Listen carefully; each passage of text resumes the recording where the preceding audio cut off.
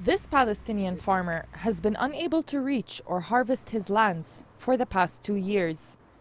Amid record levels of illegal settler violence and land seizures, Kathem al-Haj Mohammad can no longer make a living or provide for his 7 children.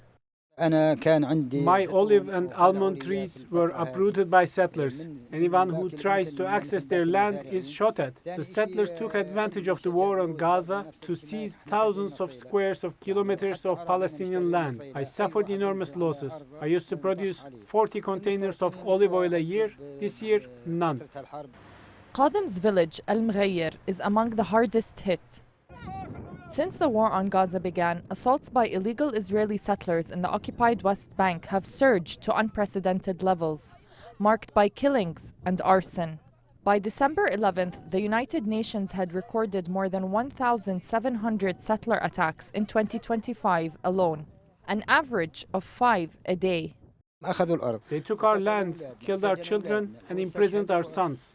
What's there left to fear? We will persevere in our homes, even if we are all killed. This is Palestinian Arab land, and we will not give it up.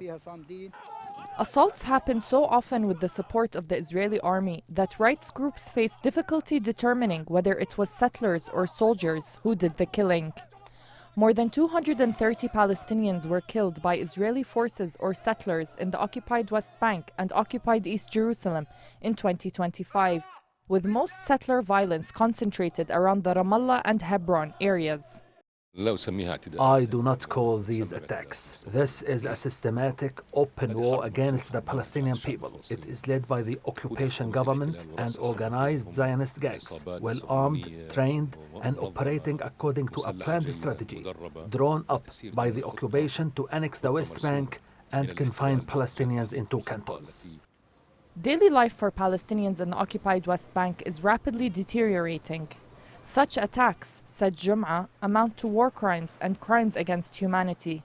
Alongside settler violence, the Israeli government is imposing de facto annexation, all of which residents say is intended to forcibly displace them.